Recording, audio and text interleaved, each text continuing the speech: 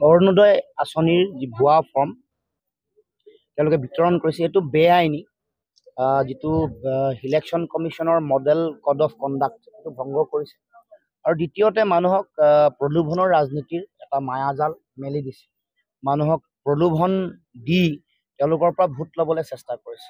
অকল অৰুণোদয় নহয়, এতিয়া ছাত্ৰ ছাত্ৰীসকলক জলপানী দিয়াৰ নামত মইনা নামৰ আঁচনি এখনৰ যোগেদিও তেওঁলোকে প্ৰলোভন দিবলৈ চেষ্টা কৰিছে। নিৰ্বাচনৰ জাননী জাৰি কৰাৰ পাছত এই কাম কেতিয়াও কৰিব নোৱাৰে। দ্বিতীয় কথাটো হ'ল তেওঁলোকে এই ফৰ্মখন যিখন ফৰ্ম দিছে তেওঁলোকে যদিও আৰ্থ সামাজিক জৰীপ বুলি লিখিছে 1 আৰু 2, কিন্তু এইখন ফৰ্ম বুলি প্ৰচাৰ কৰি মানুহৰ পৰা চহী লৈ গোটেই তথ্য পাতি লৈছে আৰু এই নিৰ্বাচন যোৱাৰ পাছতে তেওঁলোকক অৰুণোদয় দিম বুলি কৈছে। আনকি মইনা আঁচনিটো তেনেকুৱা ধৰণৰ কথাই কৰিছে। আৰু দেখিব যে অৰুণোদয় মূল যিখন অৰিজিনেল ফৰ্ম তাত চৰকাৰী ফৰ্ম যেতিয়া অশোক স্তম্ভ আছে, এইখনত অশোক স্তম্ভ নাই, এইখনত পদুম ফুল আছে।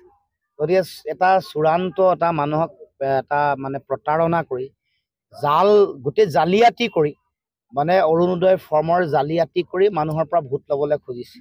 গতিকে মই ভাবোঁ যে এই যিটো প্ৰতাৰণা, এই যে মানুহক মিছাকৈ ঠগি ভোট লোৱাৰ যিটো তেওঁলোকৰ ষড়যন্ত্ৰ, ইয়াৰ বিৰুদ্ধে ৰাইজে সিদ্ধান্ত ল'ব লাগে, সিদ্ধান্ত দিব লাগে 19 এপ্ৰিলত EVM-ৰ মেচিনত। গোচৰ দিম বুলি কৈছে, কেতিয়া গোচৰ দিব লাগে? গোচৰ ইতিমধ্যে আমাৰ ভিডিঅ' আৰু ফটো দুইটা আমি সংগ্ৰহ কৰি আছোঁ আৰু আপোনাৰ প্ৰায়বোৰ মানুহৰ মুখবোৰ ধৰা পৰিছে, বিশেষকৈ বিজেপি দলৰ বিভিন্ন পৰ্যায়ৰ নেতা। আনকি এই গোটেই কামটোত তেওঁলোকৰ জ্যেষ্ঠ যিসকল বিধায়ক পৰ্যায়ৰ মানুহ আছে তেওঁলোকো জড়িত বা তেওঁলোকৰ জিলা পৰ্যায়ৰ নেতা, সমষ্টি পৰ্যায়ৰ নেতাসকলো জড়িত হৈ মানুহৰ ঘৰে ঘৰে গৈ ফটো মাৰি মাৰি এখন ফৰ্ম দিছে, ফটো মাৰিছে, আপলোডো কৰিছে।